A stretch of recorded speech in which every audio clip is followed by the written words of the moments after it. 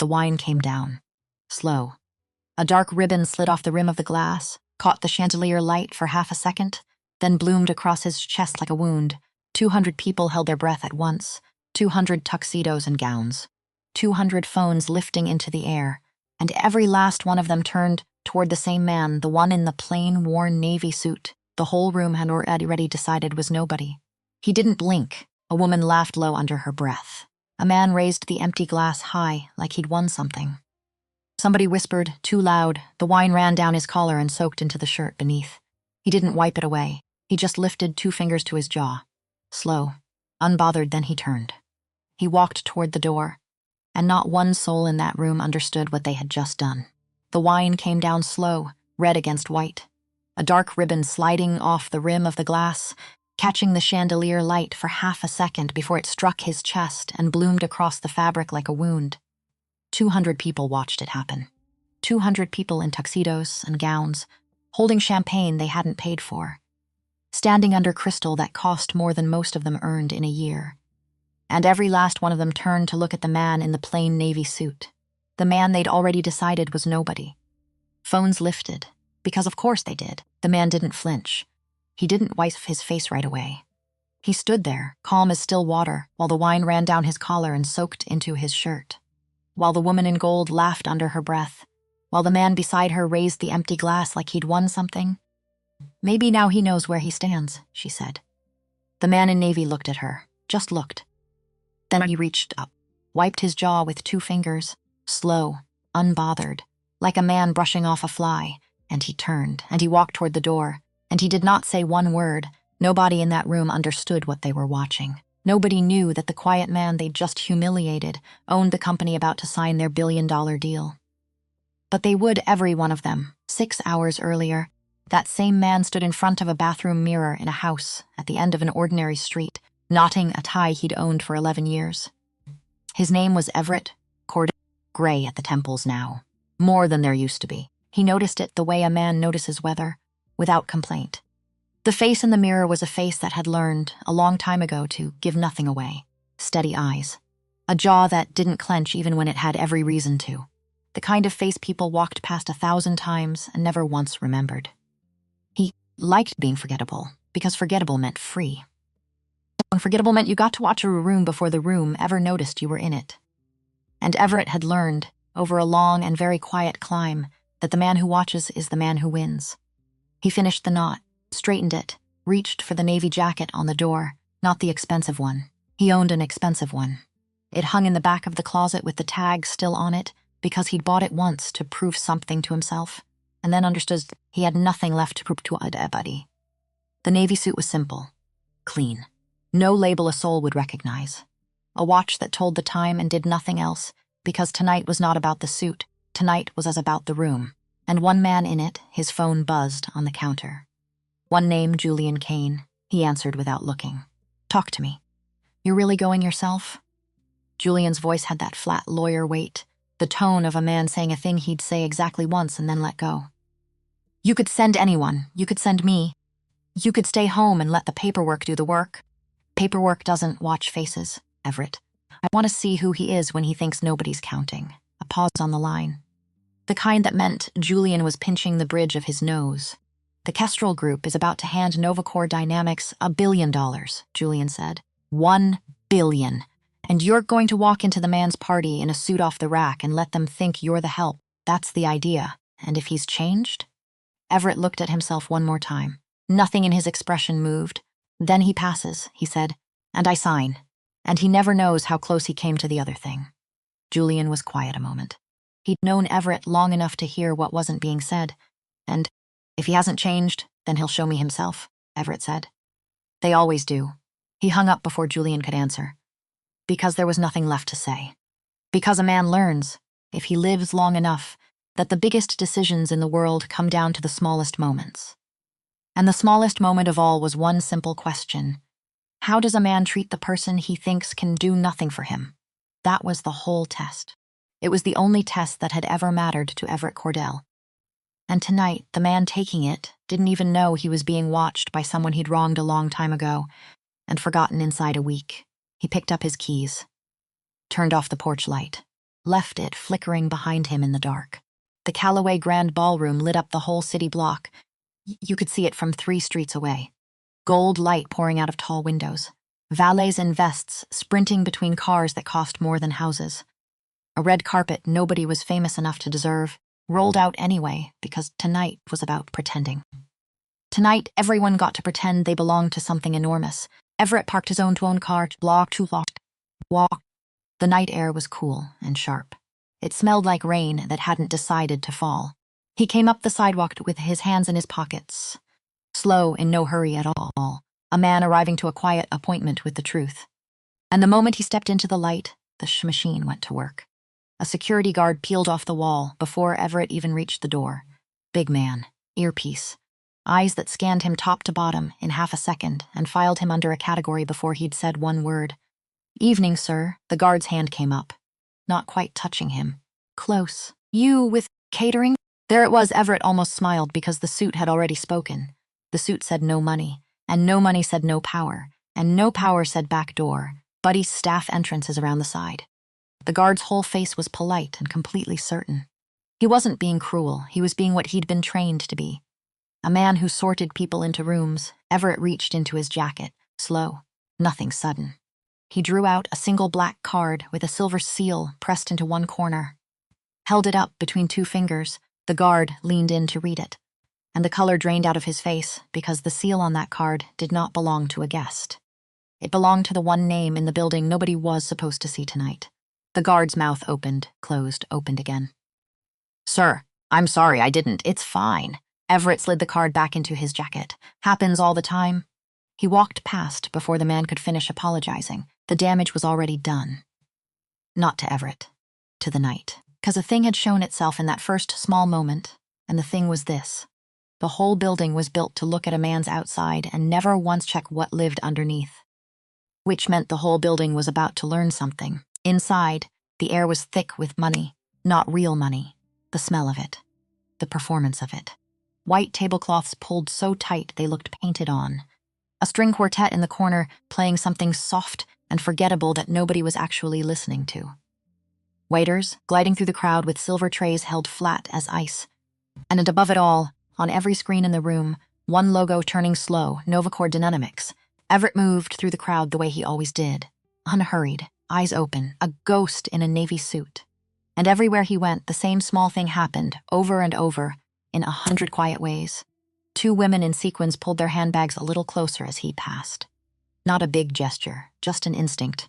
Just a body deciding, without a single thought behind it, that this man might take something. A man in a tuxedo cut in front of him at the bar, didn't even see him. Ordered a scotch, glanced sideways, said, "Staff line's over there, right?" Not really a question. A dismissal wearing the costume of one. Everett didn't answer. He stepped aside. Ordered water. Watch, because that was the job. And the job was going exactly the way he'd known it would. He drifted toward a marble column near the edge of the room. The kind of spot where a man could see everything and be seen by no one. From there he could watch the whole gala breathe. The bragging, the laughing. The little clusters of people telling each other how much of the deal they already owned. How rich this would make them. How the whole city was about to change.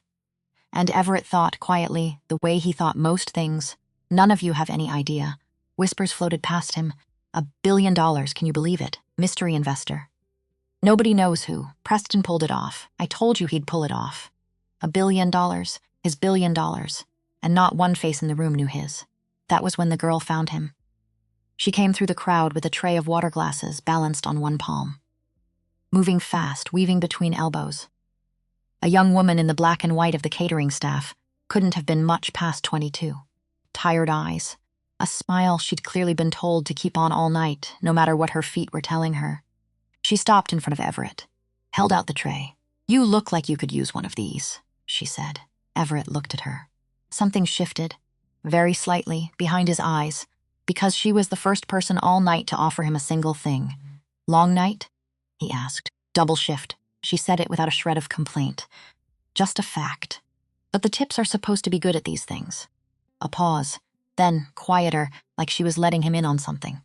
"They're not, by the way. The tips. Rich people are the worst tippers I've ever seen in my life. Don't tell anybody I said that." The corner of Everett's mouth moved. almost a smile. "Your secret's safe," he said. "Simone." She shifted the tray to her other hand and stuck out her free one. Then seemed to realize halfway through that maybe you weren't supposed to shake hands with the guests, and froze in the middle of the motion. Half committed, Everett took her hand and shook it. Firm, like she mattered. Everett. Well, Everett, she pulled her hand back. Grinning now. A real one this time, not the trained one. "You seem a whole lot less miserable than everybody else in this room. What's your secret?" And he almost told her, he almost said, "Because I know how tonight ends." He almost said, "Because in a few hours every person in this room will remember your face and forget their own." But he didn't, because it wasn't time. Because kindness didn't need a reason, and it sure didn't need a payoff.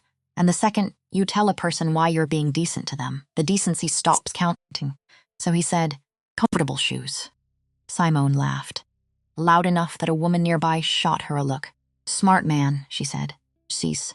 Then she picked her tray back up and headed off into the crowd, back to a job that would run her ragged until 2 in the morning. Everett watched her go and filed it away. The way he filed everything, because people show you who they are in the small moments. And that girl had just shown him. The lights dimmed, the quartet stopped.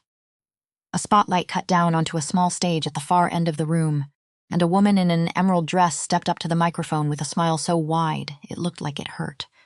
"Ladies and gentlemen." Her voice rolled out over the crowd, warm and rehearsed. Welcome to the Novacore Dynamics Gala." Applause. Automatic. The applause of people clapping because everyone around them was. Everett stayed by his column. Close enough to read every face on that stage. Far enough to stay a shadow. Tonight the host went on. "We celebrate something historic. A partnership that is going to reshape this city. Maybe this whole market." $1 billion, she let the number hang. Let it drip, let the room lean in a single extraordinary deal. You could feel the greed thicken in the air. You could almost taste it. And then the doors at the side of the stage opened, and they came out, the Vances. Camille came first. Because of course she did. A gold dress that caught every light in the building and threw it back doubled. She crossed that stage like it belonged to her, like the whole night belonged to her, waving to a crowd that adored her without knowing a single true thing about her. She had the kind of beauty that arrives in a room before a person does and stays after they leave, and she used it. Like a blade, behind her came Preston Vance, the face of Novacore, the man whose name was on every screen. His suit pressed so sharp it looked like it could cut you, and his smile the smile of a man who had never once been told no and lived to remember it. He raised a hand to the crowd, held it there, let them cheer. Everett looked at him, and for one long moment, standing in the dark against cold marble, something moved in his chest that he had kept locked away for a very long time. Because he knew that face. Because that face had walked into a small office once, a long while back, and shaken his hand, and smiled exactly that smile, and then it had taken everything.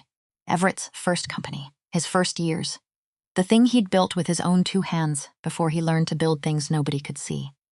Preston Vance had smiled just like that, and then he'd burned it to the ground and stepped over the ashes without once looking back. He didn't remember Everett. Of course he didn't. Men like Preston never remembered the people they stepped on. There were too many of them. They blurred into a smooth gray road, and Preston had spent his whole life walking it, up and up, to this stage, this crowd, this gold and light and noise. He didn't know the road had a memory. He didn't know the road was standing right there, in a navy suit, holding a glass of water, giving him one last chance to be a better man than he was. The crowd began to move. Speeches finished. The formal part folded up. The room loosened back into champagne and noise, and the Vances came down off the stage to be adored up close. And this was the part Everett had come for, because Camille spotted him first. He felt it before I saw it, the way you feel a draft before you find the open window.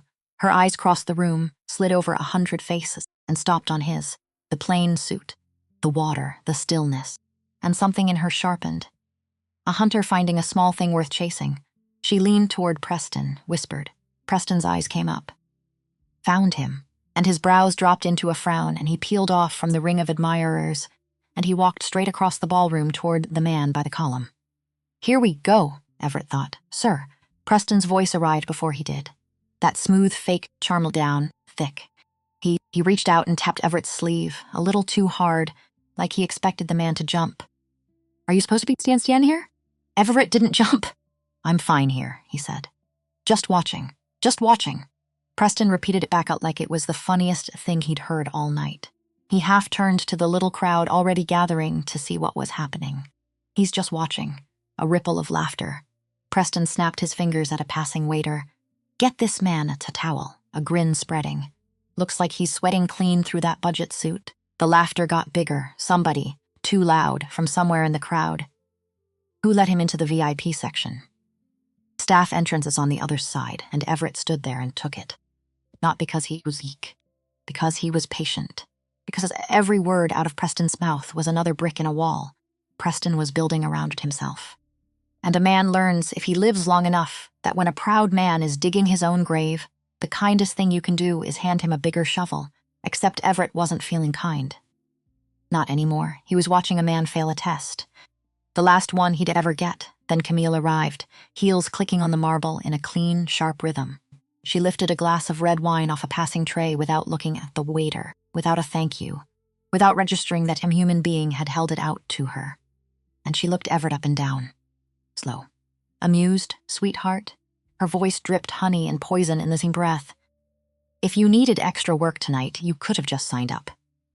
Pretending to be a guest isn't the move. Everett said nothing. And his silence bothered her more than any answer could. Because Camille Vance was a woman who lived on reaction. She poured out cruelty and fed on the flinch.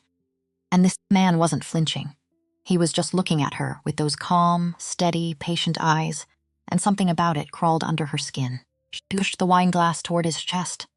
Go take this to table 3, she said. They're waiting. He didn't move. Her smile cracked at the edges. Seriously. Do your job. And that was when Preston stepped in. Because his wife's authority was being ignored. Because a small man was making him look small in front of the people who were supposed to worship him. Because $1 billion was about to make him a god. And nobody was going to stand in the corner and refuse to bow. He took the glass out of Camille's hand. Allow me, he said. And he raised it high, turned to the crowd, played to the phones already coming up, played to the 200 faces watching, a showman about to land a punchline. One less confused worker, Preston said, ruining the vibe, and he tipped the glass forward. And he poured the wine straight down Everett Cordell's chest. It was warm. That was the strange thing. Everett had expected cold. It wasn't. It was warm from the room and the light, and it slid down his collar in dark red lines and soaked into the shirt underneath, and the whole ballroom sucked in one breath at the same time. Gasps. A wave of them. Somebody whispered, "Yo, he actually did it." Phones. Everywhere now, held like little glowing torches, recording, because nothing on earth spreads faster than the sight of a powerful man crushing a weak one, and every person in that room wanted to be the one who caught it. Camille laughed, low. Under her breath, maybe now he knows where he stands, and Everett Cordell stood there with $1 billion in his pocket, and wine running down his chest, and he did the only thing a man like him ever needed to do. He wiped his breath with 2 fingers.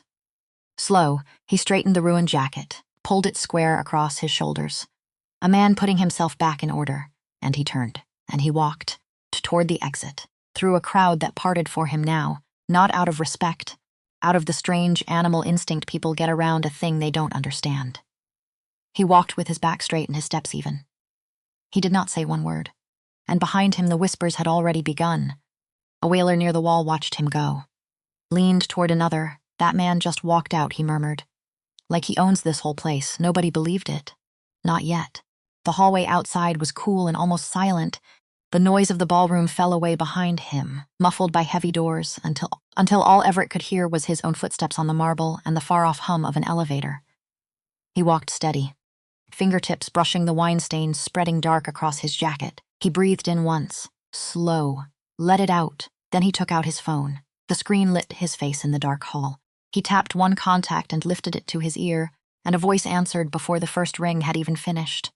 Ready for instructions, sir. Everett's voice stayed low. Level. A man giving directions to a driver. Pull the offer. A half-second of silence on the line. All of it. All of it. Freeze every channel. Kestrel does not sign with Novacore tonight, or any night. A pause. Announce it now. Understood. The call ended. No emotion in it. No triumph. Just motion. Just a man moving a piece across a board he had set up a long time ago, and never once stopped playing. He slid the phone into his pocket. Near the elevator, a couple stood waiting, dressed for the gala, holding half-empty glasses. The woman glanced at Everett, at the stain, at the way he carried himself. And something flickered across her face. Half recognition. The feeling you get when you can't place a name, but you've seen this somewhere before. That's the guy they poured wine on, she whispered to her husband. The husband looked, shook his head slow. Rich folks, he said quietly. Never expect the quiet ones to bite back. The elevator opened. Everett stepped inside. The doors slid shut, and for a moment there was just the soft, tasteless music that plays in every elevator on Earth, and his reflection in the polished steel. Steady eyes, calm jaw, wine soaking into fabric. His phone buzzed. He looked down, Legal confirmed. Everything's moving. He locked the screen. And somewhere far below him, in a gold-lit ballroom full of people who thought they'd won, the ground was opening up. You need to understand one thing about Novacore dynamics. Something the crowd in that ballroom didn't know. Something most of the people who worked there didn't know either. Novacore was dying. Not slowly, not someday. Now, tonight on the outside it was all light and logos and $1 billion deal. On the inside it was a body running on borrowed blood. Preston Vance had built his empire the way a man builds a house of cards in a wind tunnel. Fast. Tall. One gust from the floor. He'd spent money he didn't have to look like a man who had it. He'd papered the holes with more borrowing. And he'd kept the whole thing standing on a single desperate hope. The Kestrel deal. That $1 billion was never going to make Novacore rich. It was going to keep Novacore alive. It was the only thing standing between Preston Vance and the truth was that the Emperor had no clothes, had never had any clothes, had been standing naked in the cold for 2 years with a smile painted on his face. And tonight, at his own gala, in front of 200 people, he had poured a glass of wine down the chest of the one man holding the rope, and then that man had let go of it. Inside the ballroom, everything broke at once. The music cut mid-note.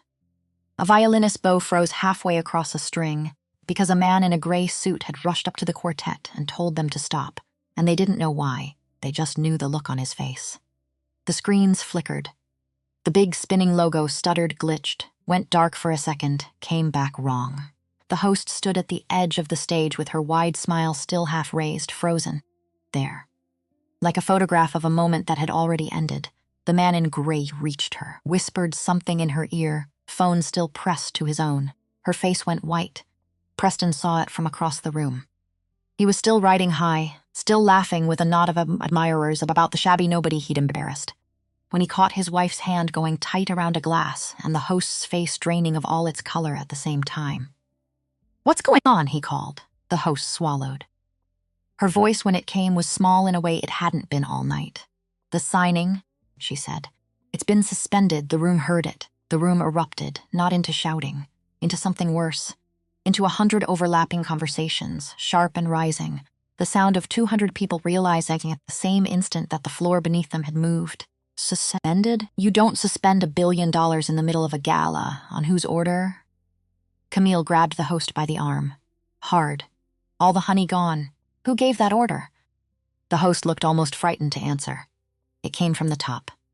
The directive's final. Preston's jaw locked.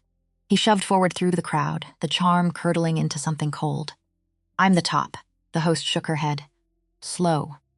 Miserable. Not tonight," she said. And then the phone started going off. Not the recording kind, the alert kind. All at once, all across the room. 100 pockets and clutches lighting up and buzzing, and every executive in that ballroom pulled out a screen and looked at it and felt the blood leave their face, because it wasn't just the deal. It was everything. The accounts are frozen. A man near the bar, saying it out loud without meaning to. Every account tied to Novacore. All of them. "That's not possible. My screen's all red. The investors are pulling out. Right now." I'm watching it happen. The word moved through the crowd like fire through dry grass. Pulling out. Pulling out. Because money is a herd animal, and the herd had smelled smoke, and there is no force on this earth faster than rich people running for the exits. And on the big screens behind the stage, where the proud gold logo had spun all night, the logo vanished. And in its place, cold white letters on black, an automated line pushed straight off the wire, Novacore Dynamics Contract Terminated. The room went silent. Preston stared at those words like he could rearrange them if he just looked hard enough. No warning. No negotiation, no phone call, no meeting, no chance to explain. Gone. $1 billion and the whole future built in it. Gone in the time it takes to pour a glass of wine. Fix it. Camille's hand closed on his arm, nails digging in. Fix it right now. I don't even know what broke, he snapped. Somebody did this on purpose, and that was when the board member reached them. He crossed the room like a man walking to the edge of a cliff. Older, gray. One of the founding names. One of the men who'd put real money in back when Novacore still had a beating heart. His face was the color of ash, and in his hand was a phone, and on the phone was a name. He stopped in front of Preston. Do you have any idea, the old man said, very quietly, who you offended tonight? Preston's chin came up. I offended nobody. You poured wine, the old man said, on the man funding this entire company. Camille's breath caught in her throat. Who? Who was it? The board member said the names so low it was almost like he was afraid of it. Like saying it out loud might bring the ceiling down. Everett Cordell, nothing.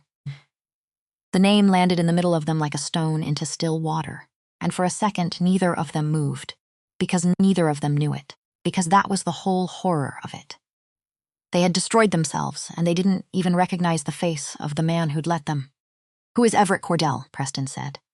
Flat, cold, but something underneath it now. Something starting to shake. He owns Kestrel. The board member's voice didn't waver. The investor, the buyer. All of it. Every share, every dollar, the whole thing rattles back to one man.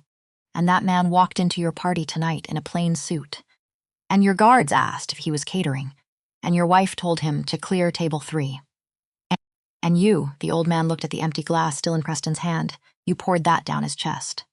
In front of 200 people and 200 phones, the blood drained out of Preston's face, so fast it looked like a trick of the light.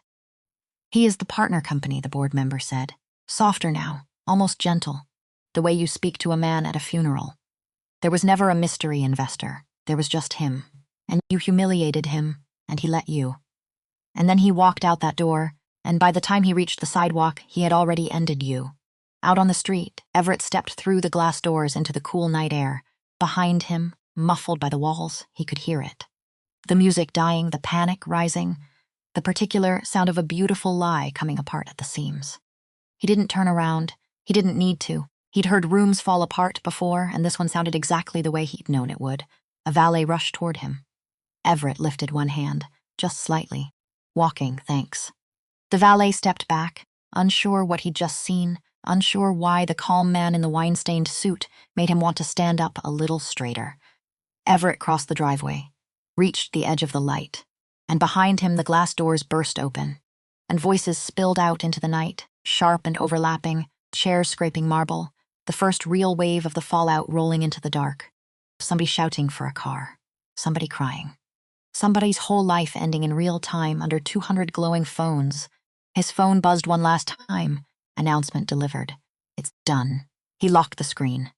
And Everett Cordell stepped out under the streetlight, shoulders loose, face unreadable, and walked into the dark with the same quiet certainty he'd carried in. He didn't feel triumphant. There was no fist in his chest. Because this wasn't the end of anything. He knew that, even then, walking away from the wreckage he'd made in under 6 hours. Because Preston Vance was not a man who lost quietly. Because tomorrow, when the shock wore off, the fear would turn into something meaner. Because a cornered animal doesn't lie down, it bites. He turned the corner. The gold light of the Callaway Grand fell away behind him, and the city swallowed him up, one more quiet man in a plain suit, walking home, except he wasn't quiet, and he wasn't nobody. And Preston Vance was about to spend everything he had left learning exactly what he'd poured that wine on. Morning came like a truck with no brakes. Preston Vance had not slept. He'd sat in the dark of his own living room, in a house that cost more than most people see in a lifetime, watching the sky go from black to gray to a thin, sick white. And every few minutes his phone had buzzed on the glass table in front of him, and every buzz was worse than the one before, because the clip was everywhere now, not spreading anymore. Spread, past tense, done. It had gone out into the world overnight and multiplied while he sat there powerless, and now it lived on every screen in the country. The arm tipping, the wine coming down.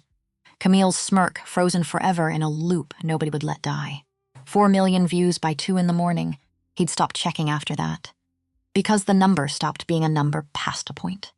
Past a point, it became a fact about your life. A thing that was simply true now, the way the sky was true, the way gravity was true. Preston Vance was the man who poured wine on the billionaire, saving his company. That was who he was now. That was who he would always be. He heard Camille on the stairs. He didn't turn around. She came down slow, barefoot. Still in last night's slip, mascara dried in dark tracks down her cheeks, she hadn't bothered to wash off. Because washing it off would mean looking in a mirror, and she couldn't do that yet. Her hair was a wreck. Her hands were shaking. Anything, she said. Her voice was sandpaper. "Tell me something's turning around," Preston laughed. It wasn't a laugh. It was the sound a laugh makes when it's dying. "The bank called at 4, he said, and they didn't ask questions." He was still staring out the window. "You know what it means when the bank stops asking questions, Camille? It means they already have their answer. It means the meeting isn't a meeting. It's a funeral." He stopped. Couldn't finish it. Because a man can only say so much before the words start telling him the truth. And Preston wasn't ready. Not yet. There was still a version of him in that dark room who believed this could be fixed. Who believed every problem had a lever, and every lever had a price, and he had always been able to pay it. That man was about to die too. He just didn't know it yet. "The board meets at 9, he said instead. "Emergency session. All of them." Camille sank onto the arm of the couch. "To do what?" "To decide," Preston said quietly, "whether I still run the company I built." The board did not take long. That was the part that broke something in him. He'd walked into that glass conference room at 9 sharp, in a fresh suit, freshly shaved, chin up, ready to fight for his life. He'd prepared, he'd rehearsed. He'd stayed up building the case, the path back. Because Preston Vance did not lose rooms. He owned rooms. He'd owned every room he'd walked into for 20 years. And he walked into that one and knew inside of 10 seconds it was already over. Because nobody looked up, that was how you knew. When the powerful men who used to stand when you entered stayed in their chairs and studied the table. When the old founder who'd called Preston's son for a decade couldn't meet his eyes. The room had already voted. In their hearts in the dark sometime in this night, they'd all quietly agreed on the thing they were about to pretend to debate. He fought anyway. He gave the speech. It bounced off them like rain off glass. And when the old founder finally spoke to the table, not to Preston. And he said the sentence Preston would hear for the rest of his life. "We're placing you on immediate administrative leave. Effective now. Leave your credentials at the desk. A career." Gone in a sentence read off a page, Preston stood. Straightened his jacket. The same gesture he'd watched a man in a wine-stained navy suit make the night before, and he didn't even notice the echo. He walked out of the glass room with his back straight and his face carved from stone. And in the elevator, alone, going down, he came apart for exactly 11 seconds. Then the doors opened. And he put himself back together. Because there was still one thing left in Preston Vance that hadn't died. And it was the worst thing in him. And it was about to wake all the way up. The rage came on the drive home. It came slow at first, then all at once, the way water finds a crack and the crack becomes a flood. Because Preston Vance had spent one whole night being a victim, and that was one night more than his body could stand. Victims lie down, victims weep in dark rooms and let the world roll over them. And whatever Preston was, whatever rotten thing lived under all that charm, it was not a thing that lay down. He gripped the wheel, knuckles white, and said, "He did this to me." Not fate, not the market, not bad luck. A man. A man in a cheap suit had walked into his party and set a match to his entire life and walked out humming, and the world was calling it justice. The world was cheering. 4 million people laughing at the loop of his own hand, pouring that wine. And here is the thing about a man like Preston Vance. He cannot hold two ideas at once. He cannot hold, "I did something wrong and I am a good man," in the same hand. So one of them has to go. And it is never the second one. Never. The wrong gets pushed outward, off himself and onto someone else until the story rearranges into the only story he can survive. I'm the victim here. He attacked me first. He's the villain. Not me. And by the time Prest pulled into his own driveway, the story had finished rewriting itself, clean and total, and he believed it all the way down to the bone.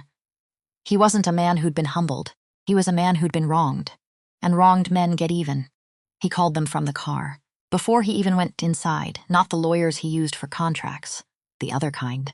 The kind with no website and no sign on the door. The kind you pay in cash and never mention at dinner. The kind who don't ask what you did. They only ask who you want ruined. I need Everything, Preston said into the phone, watching his own front door through the windshield. Everything there is on Everett Cordell, where he came from. How he made his money. Every deal, every partner, every enemy. There's a version of this man the world hasn't seen, and I want it in my hands by Friday. A pause on the line. A voice, smooth and bored, and if there's nothing to find? Preston's jaw tightened. His eyes in the rear view were not a sane man's eyes. There's always something, he said. Rich men don't get rich clean. Find the dirt. And if you can't find it, he didn't finish. He didn't have to. The voice on the other end understood exactly what Preston Vance was asking for, and had built a whole career on understanding exactly that. We'll be in touch, it said. The line went dead, and Preston Vance sat in his car in his driveway, and for the first time since the wine came down, he smiled. Because he thought he was back in the game. Because he had no idea he'd just handed Everett Cordell the exact rope he needed. The investigators found nothing on the money. Everett had been right about that. It was clean. A dozen years of spotless ledgers with no thread to pull. But Preston had never really needed the truth. Truth was slow. Truth needed proof. And he'd learned a long time ago that you don't need proof to poison a well. You need a story. A little money. And the knowledge that people believe the worst thing they hear about a stranger the moment they hear it, so he built a story. It started small. A financial blog nobody read ran a piece asking hard questions about how the Kestrel Group had really made its billions. No answers, just questions. Just the word questions over and over, until the word itself began to smell like an accusation. Then a bigger outlet picked it up, then a cable segment. Who is Everett Cordell? Really? A self-made billionaire, or a ruthless operator who spent years quietly crushing anyone in his way. Sources close to the industry describe a pattern of predatory takeovers. There were no sources, there was no pattern. It was smoke, all of it. Smoke Preston Vance had paid to pump into the air. But smoke doesn't have to be fire to make a room hard to breathe in. And within a week, the clean story, the man who kept his dignity, had grown a shadow. And the shadow was growing faster than the light. Across the city, Everett was making coffee, same kitchen. Same modest brick house at the end of a quiet street. He stood at the counter in a plain gray shirt, poured the coffee slow, watched the steam rise off it. He did not look like a man who had ended an empire the night before. He looked like a man on an ordinary Tuesday. Julian Kane sat at the small kitchen table with a laptop open and a look on his face. "You're not going to like this," Julian said. "I rarely do." Everett brought 2 cups over, set one in front of the lawyer. "Say it anyway. He's not folding." Julian turned the laptop around. "Vance. The board benched him this morning. That part's going how you thought. But he's not accepting it. He's not slinking off. He's hiring." A pause. "The bad kind," Everett sat, wrapped his hands around the cup. "Didn't drink, investigators," Julian went on. "The off-the-books kind. He's digging into you. Everything. Where the money came from.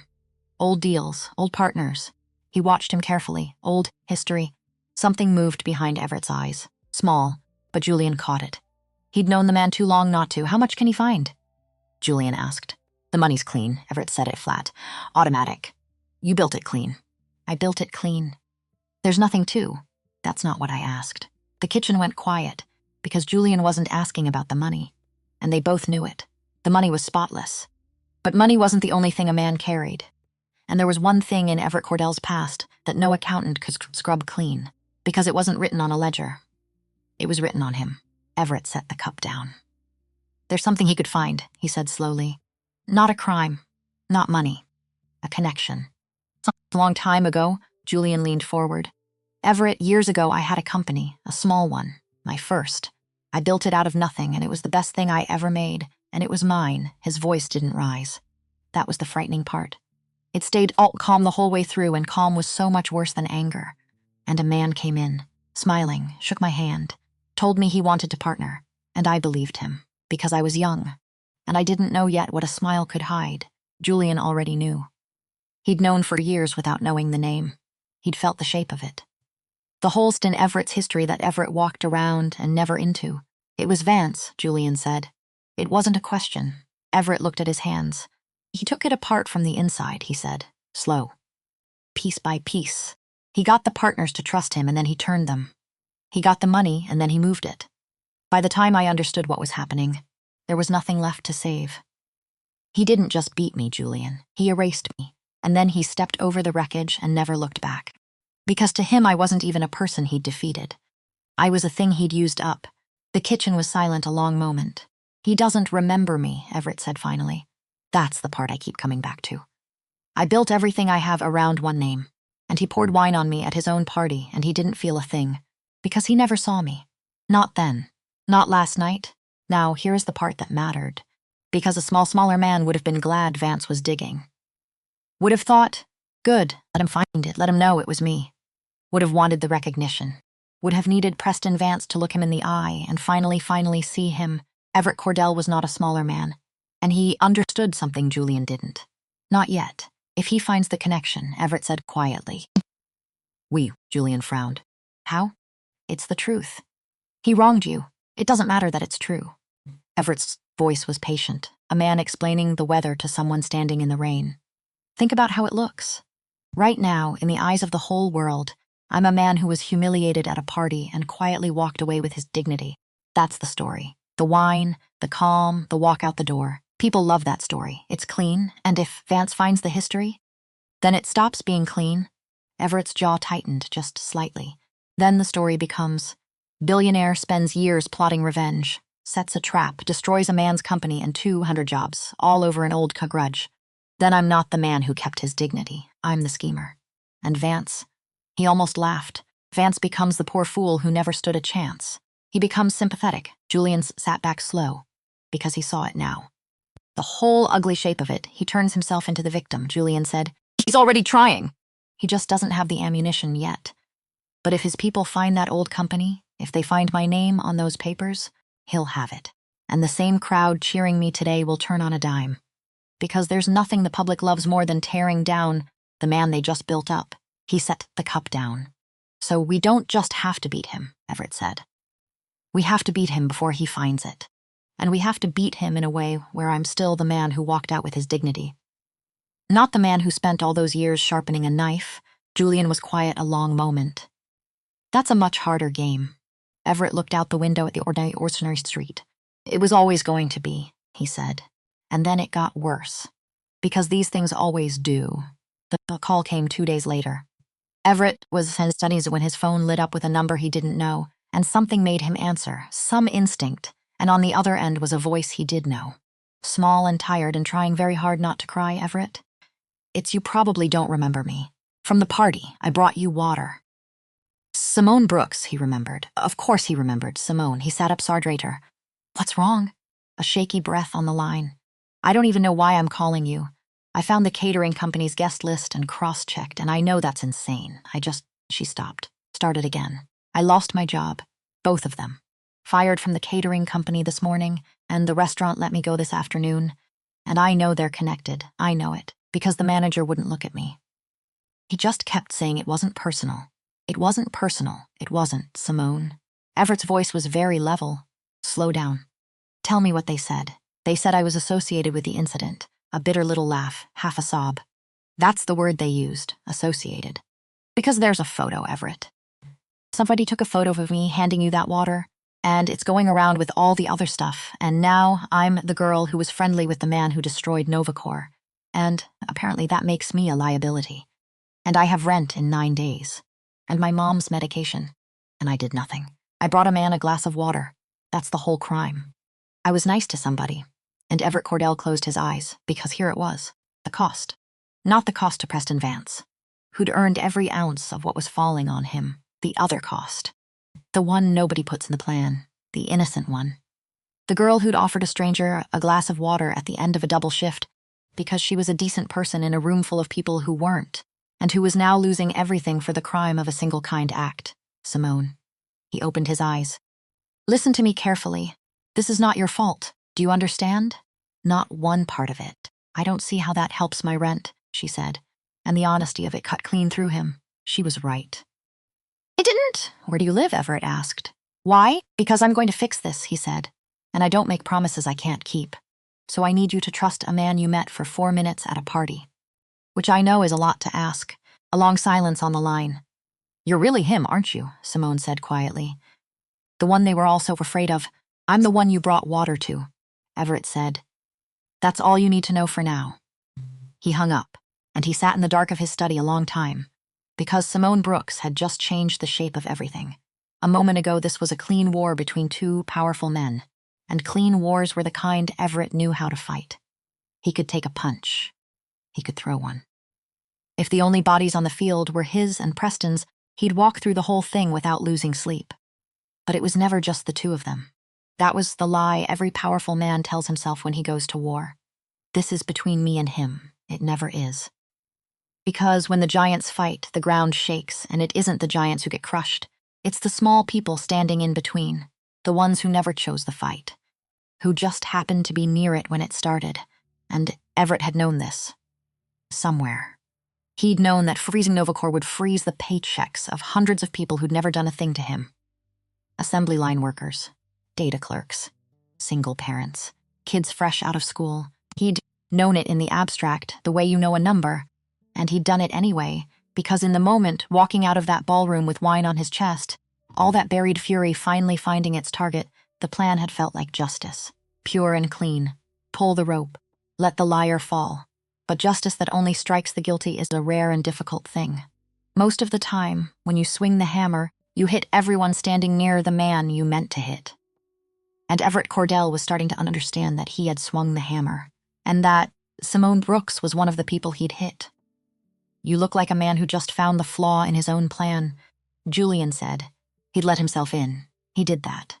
He stood in the doorway of the study with 2 glasses and a bottle and read the whole thing off Everett's face in a second. The girl from the party. She lost both her jobs. Because a photo of one kind gesture put her on the wrong side of a story she never chose, Julian set the glasses down. "That's not on you. That's Vance's people.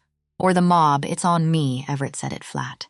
Final. I froze Novacore. The freeze put the whole company underwater. Underwater companies cut their vendors, and Simone's catering firm was a vendor, and when the firm needed someone to blame, they picked the girl in the viral photo. "Follow the line back far enough, Julian, and it starts at my kitchen." With a phone call I made with wine on my shirt, Julian was quiet. "How many others?" Everett looked up. "That's the question, isn't it? Not how many like Vance. How many like her? How many people are losing everything this week who never poured a drop of wine on anybody? Who just worked there?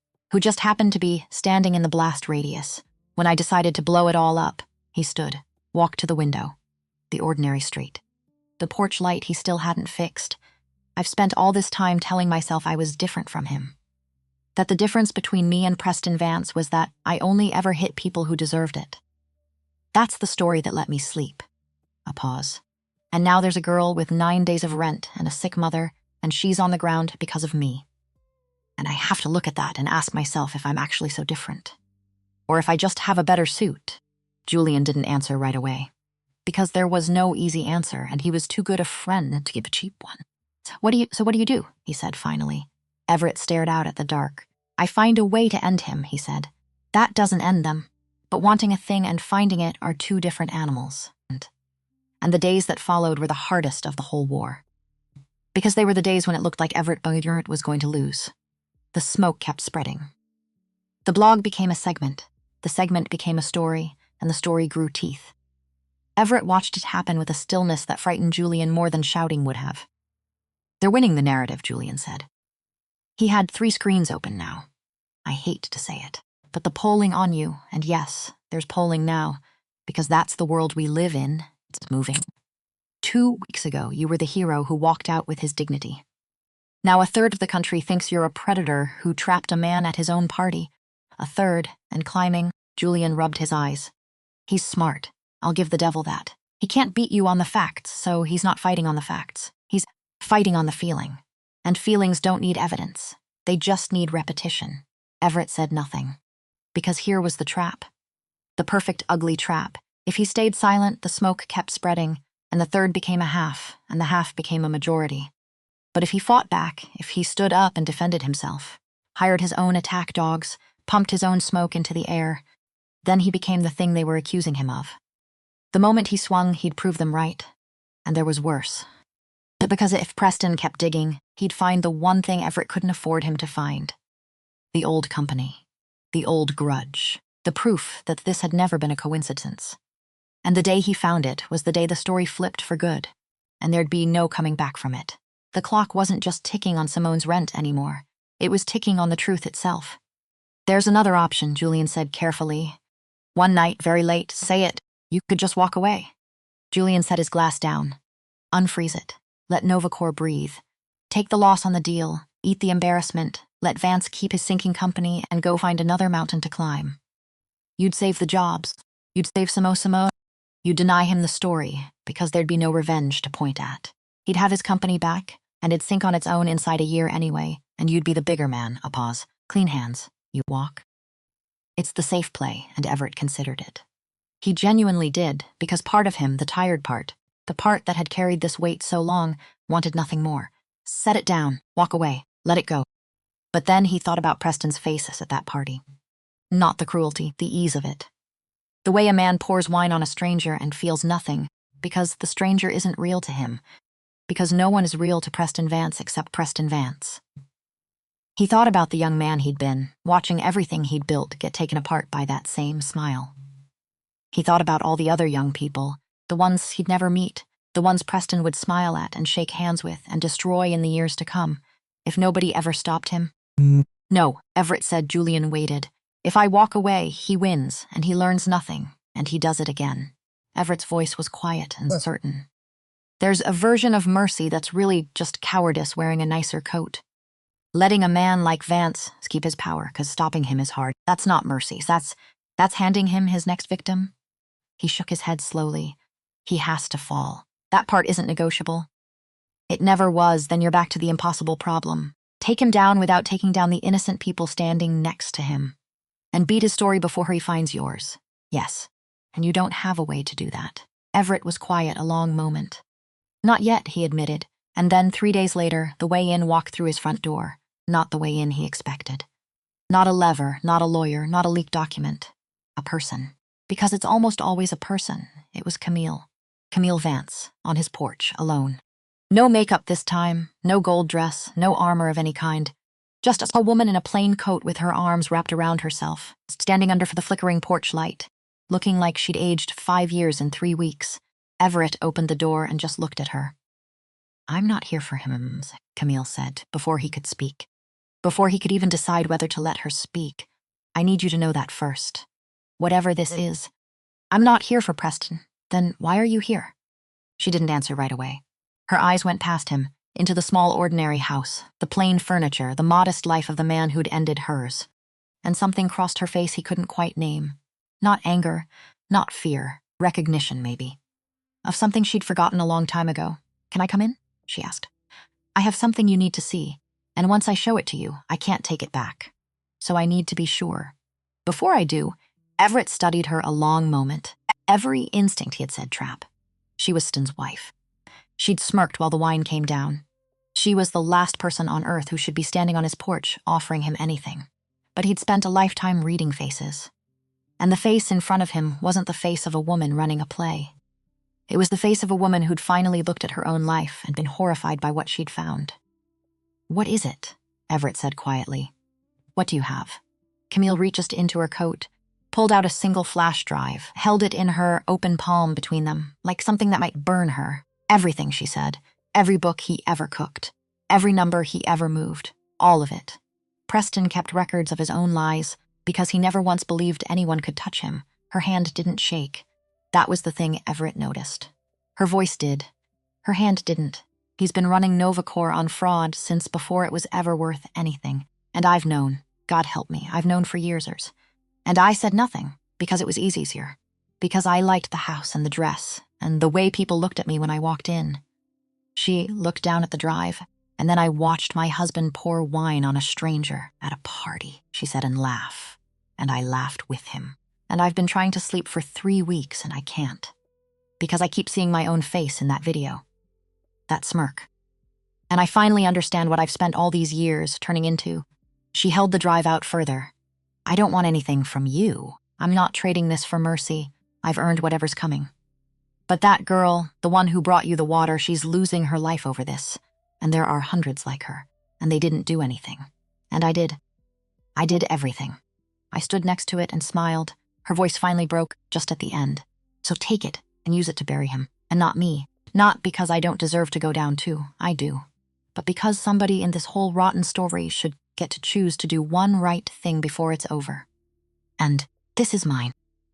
Everett looked at the flash drive in her open hand, and he understood, standing there under the flickering light, that everything had just changed for the second time in 3 weeks, because this was the key. Not just to beating Preston, to beating him clean. Proof, hard proof, of a crime that had nothing to do with Everett's old grudge. A way to bring the man down on his own record, in the open, in the light, where the story could never be twisted into revenge. And more than that. Proof of fraud meant he could separate the crime from the company. Cut out the rot, the man at the top, the poison, and save the body underneath. Save the jobs. Simone. The impossible problem had just become possible, but Everett didn't reach for the drive right away. Because he was looking at the woman holding it, and thinking the strangest thing. In this whole ugly tangle of pride and cruelty and revenge, the one person who had actually changed, the one who'd looked at her own reflection and chosen to become something better, was the woman who'd smirked while the wine came down. Why me? Everett asked quietly. You could take this to anyone. The authorities, the press. Why bring it to the man your husband humiliated? Camille looked at him, and for the first time since he'd opened the door, something almost like a smile touched her face. Tired, sad, but real. Because you're the only one in this whole thing, she said, who I think might use it right, and she pressed the flash drive into his hand and closed his fingers around it. And Everett Cordell stood in his doorway holding the truth and understood the war was about to enter its final act, and that how he chose to fight it would decide, once and for all, whether he was a better man than Preston Vance, or just a luckier one. The flash drive sat on Everett's desk for 3 days before he touched it, not because he was afraid of it, because he understood what it was. A thing like that isn't just evidence. It's a loaded gun with the safety off, and once you pick it up, once you point it, you can't unfire it. And Everett had spent his whole life learning that the moment before you pull a trigger is the only moment you still own, so he sat with it. 3 days. He and Julian, at the small kitchen table, going through another man's lies one file at a time. And what they found was worse than either of them had guessed, because it wasn't a cut corner here and there. It was the whole foundation. Preston Vance had built the entire company on a lie, and then built more lies to hold up the first one, floor after floor, a skyscraper with no ground beneath it, and the only reason it had never come down was that nobody had ever been handed the blueprints. Now Everett had the blueprints. This isn't him, Julian said quietly. On the third night, you understand that. This isn't a scandal. This is prison. The kind of thing a man doesn't come back from. Not in 5 years. Not in 20. Ever, I know. So what's the hesitation? Everett looked at the screen. At the rows of cold numbers. Because it's too easy, he said. Julian frowned. Since when is easy a problem? Since easy is exactly what he'd do. Everett leaned back, rubbed his eyes. I hand this to the authorities. Vance goes to prison. And I get to stand in the light and say I only told the truth. Clean hands. And it would be clean, Julian. That's the thing. It'd be the cleanest revenge a man ever took, so take it, and Novacore still dies. Everett shook his head slowly. That's the part the drive doesn't fix. I bury Preston in a courtroom, fine. But the company's still built on his fraud, and the moment that's public, every investor left runs for the door, and the whole thing collapses and every person still working there, the ones who never touched a crooked number, they lose everything. Simone's just the first. There'd be hundreds behind her. Julian was a quiet, so the drive beats Preston, Everett said. But it doesn't save them. And I told you I wouldn't end him in a way that ends them. He closed the laptop. I need something bigger than a courtroom. Here is the thing nobody understood about Everett Cordell. Not Julian. Not Camille. And certainly not Preston, who was at that very moment across the city, drinking in the dark, waiting for the smear campaign to finish the job. Everett didn't want to win. Winning was easy. He'd figured out how to win a long time ago. You point the gun, you pull the trigger, the other man falls down. Anyone with enough money and enough hatred could win. Everett wanted something harder. He wanted to end Preston Vance and leave the world better than he'd found it. He wanted the guilty man to fall and the innocent people to stand. He wanted a justice that didn't require a single casualty it hadn't earned, and that was almost impossible, because justice is a hammer, and hammers don't aim. They just fall. Unless you build something to catch what falls. And that was when the plan came to him. Not as revenge. As architecture, I'm not going to destroy Novacore, Everett said. Julian looked up. You froze it 3 weeks ago. I froze it to stop the fraud from spreading. That was the tourniquet. Everett's eyes had changed. Something moved in them now that hadn't been there in a long time. Now I'm going to do something else. I'm going to buy it. Buy the whole thing. Every share, every asset, every debt. It's on the floor right now, Julian. Worthless. The stock's near zero, the investors are gone, the board's in free fall. A company in that state, a man with my resources, could buy it for pennies, and I'm going to. Julian sat very still. And then what? And then I cut out the rot. Everett's voice was quiet and certain, an architect describing a building only he could see. I take the fraud evidence and I hand it to the authorities the way you hand over a diseased limb after the surgery's already done. Preston falls. He goes down for exactly what he did, in the open, on the facts, on his own record. And meanwhile the company keeps breathing. Because it's mine now. The workers keep their jobs. The paycheck's clear. Simone and everyone like her, they never even feel the collapse. Because there is no collapse. There's just a new owner. A quiet one. Julianson stared at him. You're going to take everything he built, Julian said slowly, and keep it alive. You're going to save the exact thing he'd have let die to save himself. He built it on a lie. I'm going to run it on the truth. And the people who work there, the ones who never did anything but show up and do their jobs, they'll never lose a day of pay. That's the part he could never understand. He thought the company was him. It was never him. It was them. It was always them and your history? Julian asked. If it comes out you had a reason to hate him, let it come out. Everett almost smiled. Because it won't matter anymore. When a man's convicted of his own fraud, on his own records, nobody cares whether the person who reported it liked him. The crime is the crime. My grudge doesn't make his fraud less real. The truth doesn't need a clean messenger. It just needs to be true. So he did it. Quietly. The way he did everything. Over the next 11 days, while Preston Vance sat in the dark, believing his smear campaign was slowly strangling his enemy, Everett Cordell bought that enemy's entire empire out from under him for less than the price of the ballroom they'd humiliated him in. It wasn't hard. That was the terrible poetry of it. Novacore was a corpse propped up in a nice suit, and Everett simply walked up and bought the corpse, share by worthless share, through a dozen quiet channels that never once carried his name. The board, desperate and grateful, asked no questions. The remaining investors took whatever they could get and ran. And, piece by piece, the company Preston Vance had built on a decade of lies passed silently into the hands of the man he'd poured wine on. Preston never saw it coming, because Preston was looking the wrong way.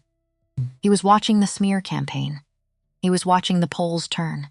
He was so busy trying to win the story that he never noticed someone had walked off with the company. There was one more thing Everett did in those 11 days, something that never made the news because he made sure it wouldn't. He found Simone Brooks a job, not carrying trays. Real work in operations at 3 times what she'd made on her feet until 2 in the morning. Full benefits. A schedule that let her get her mother to appointments. A place at a company she didn't yet know her benefactor owned. He arranged it through channels, so no one could point to him and call it a favor with a price. Because a kindness done in the open, where everyone can see it and applaud, stops being a kindness. It becomes a transaction. And Everett had spent his whole life refusing to make that trade. She started on a Monday. She cried in the parking lot before she went in, sat in her car and cried, because for the first time in a month the ground under her feet felt solid. She never knew, that first morning, whose hand had steadied it. And on the 11th day, when it was all done, when Everett owned every share, when the fraud evidence was already sealed in an envelope on its way to the people whose job it was to act on it, when the jobs were safe and the paychecks were guaranteed, 2 cars pulled into the modest driveway at the end of a quiet street. Preston Vance came to that door to beg. Camille Vance came to watch the ending she had chosen. They came at dusk.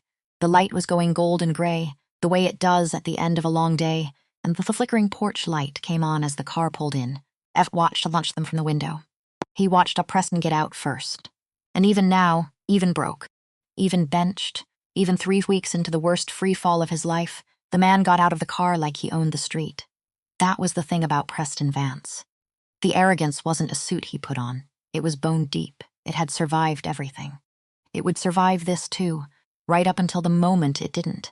Camille got out slower, and she didn't look at the house the way Sex did. She looked at it the way you look at a place where something true is about to happen, bracing for it. Everett opened the door before they knocked. Cordell. Preston's voice came out smooth, the old charm dragged up from somewhere, thin over the panic underneath. I think you and I got off on the wrong foot. Everett said nothing. That night, Preston spread his hands. The party. It was a misunderstanding.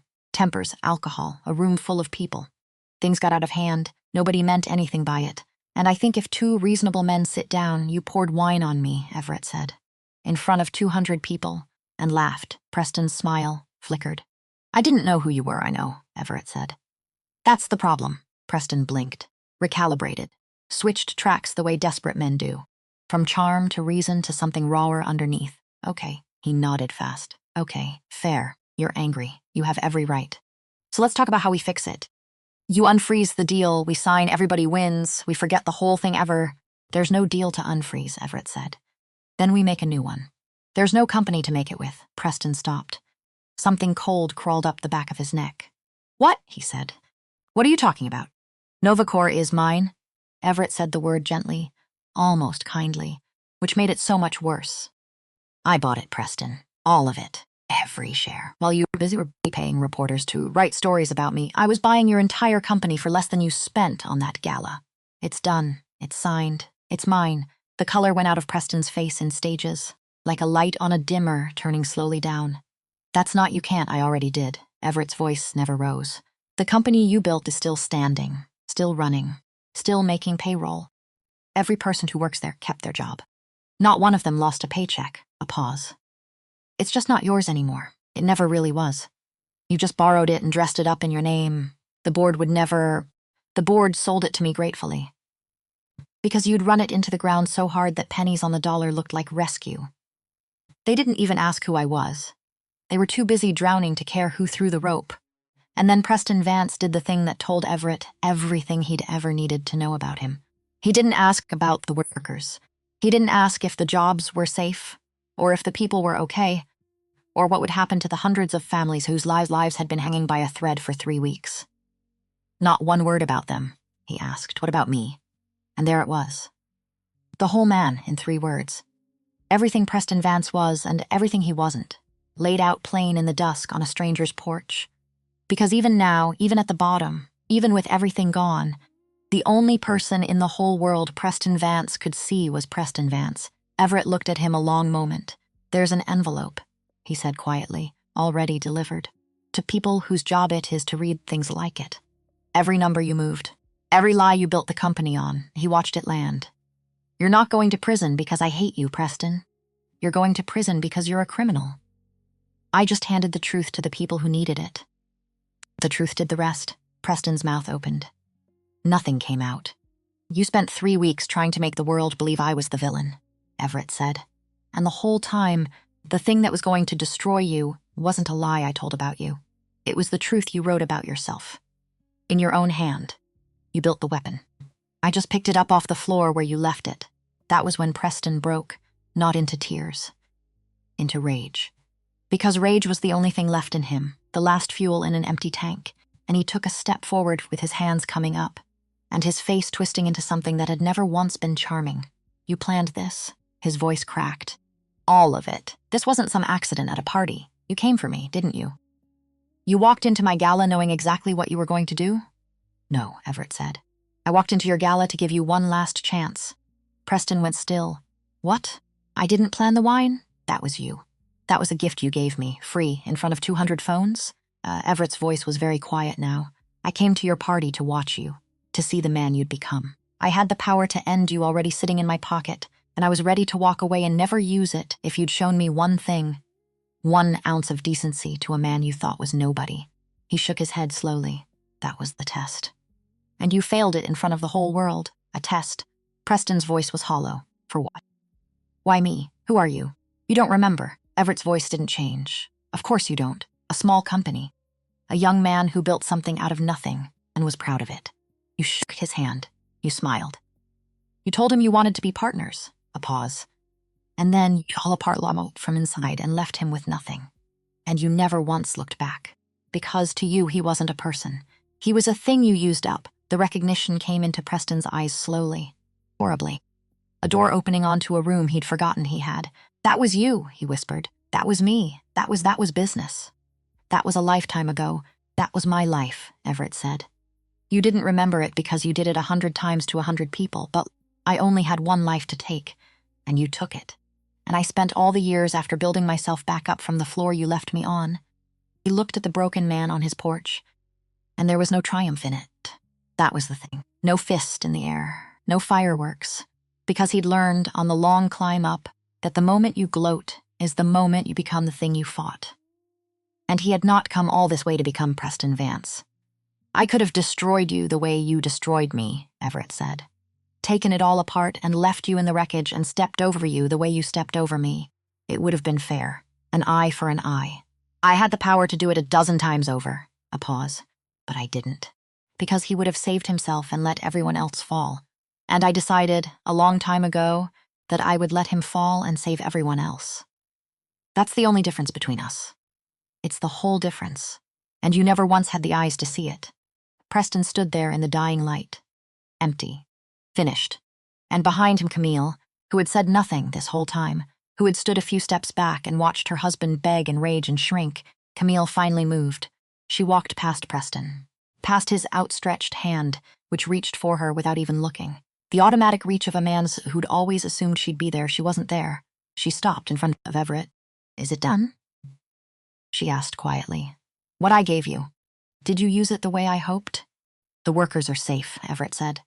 "The girl is safe, and he answers for exactly what he did. Nothing more.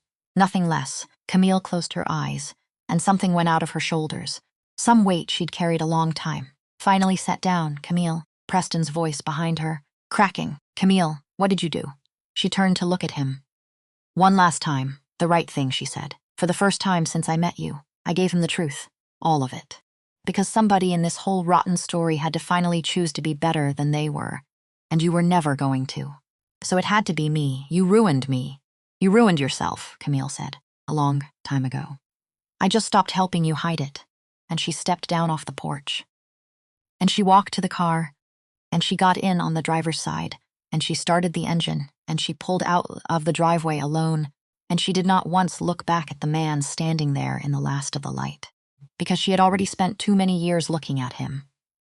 And she was finally done. The taillights turned the corner. And they were gone. Preston stood there alone.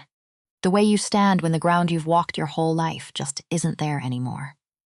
He looked at the empty street where the car had been. He looked at Everett, at the calm, steady face of the man he'd poured wine on and never once seen. "I don't." His voice was small now, smaller than Everett had ever heard it. "What am I supposed to do now?" Everett looked at him a long moment. "You're going to answer for what you did," he said quietly. "In a courtroom. On the record. And when it's over, you're going to have to live as an ordinary man. No empire, no gala. No 200 people applauding when you walk into a room." A pause. "Which I understand for a man like you is worse than any prison." Preston flinched. "But you're going to live," Everett said. "That's more than you left me. I don't want you dead. I don't even want you to suffer, not really. I just wanted you stopped. Because a man like you, left running loose, keeps making wreckage. There'd have been 100 more after me. So somebody had to stop you, and it turned out to be the one man you never bothered to look at." He stepped back into the doorway. "Walk carefully," Everett said. "The world's smaller than you think. You never know who you're pouring wine on." And he closed the door, not a slam, a quiet final click. And on the other side of it, Preston Vance stood alone on a stranger's porch in the dark. And then, because there was nothing else left to do, he began the long walk to the end of the street to call himself a car. And Everett stood in the quiet of his house and listened to the footsteps fade until there was nothing left to hear at all. 3 weeks later, on an ordinary Tuesday, Everett Cordell walked into the lobby of a company he now owned. Not in a plain suit this time. Not to hide. He just walked in quietly, the way he did everything. And nobody stopped him at the door to ask if he was catering. Because things had changed. And one of the things that had changed was that people looked twice now, before they decided who mattered. Simone Brooks was at a desk on the 3rd floor. She looked up as he approached, and her face went through a whole story in about 2 seconds. Confusion, recognition, disbelief. Since something soft and stunned settling over all of it, "It was you," she said quietly. "The water guy. From the party, she looked around the office, at the desk, at the whole steady life that had been handed back to her. This is you, isn't it? I'm the one you brought water to, Everett said. That's all you need to know, but why me? Her eyes were wet. I brought you one glass of water. That's the whole thing I did. Why does that get? She gestured helplessly at everything. This and Everett Cordell smiled. A real one. Maybe the first in a very long time. You were the only person in that entire room, he said, who saw a man everyone else had decided not to look at. And you didn't want anything for it. There was nothing in it for you, and you did it anyway. He paused. That's rarer than you think. Rarer than money. Rarer than anything I own. And the world has a way of forgetting it exists until somebody reminds it. You reminded me. That's all. That's the whole reason. Simone wiped her eyes. Laughed a little, the way people do when they don't have the words. That's it? That's the whole thing?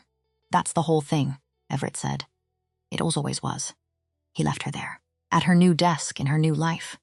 And he took the elevator down, and he walked out through the lobby into the afternoon sun. Preston Vance answered for his crimes. In a courtroom, on the record, exactly the way Everett had promised. The empire built on lies came apart in the light, and this time there was no charm that could save it, because you cannot charm a ledger. He lived the rest of his days as an ordinary man, which was, for him, the deepest punishment there was. Camille never asked Everett for anything. She never needed to. She'd done her one right thing, and it had cost her everything, and she'd chosen to pay it anyway, which is the only kind of redemption that ever counts for anything. The kind you can't afford, and you choose it anyway, and the company kept running. The workers kept working. Not one of them lost a day of pay. Most of them never knew how close they'd come to losing everything, or that a quiet man in a plain suit had stood between them and the fall, and caught them, and never once asked to be thanked for it. That evening, Everett Cordell went home to the modest brick house at the end of the street, and he found a screwdriver, and he took the cover off the porch light that had flickered for as long as he could remember, and he fixed it. Because he had the time now. Because the thing he'd carried so long was finally set down, and his hands were free for smaller, better work. He'd walked into that ballroom a man carrying a grudge. He walked out of the whole thing a man who'd finally put it down. And the distance between those two men was the only ground he had ever really been fighting to cross. Not to beat Preston Vance, to not become him, and he hadn't. The porch light came on. Steady now. Warm. No flicker. A small light in a small window on a quiet street, where, from that night on, something good lived. And a man who'd spent a long time in the dark finally, quietly, came home.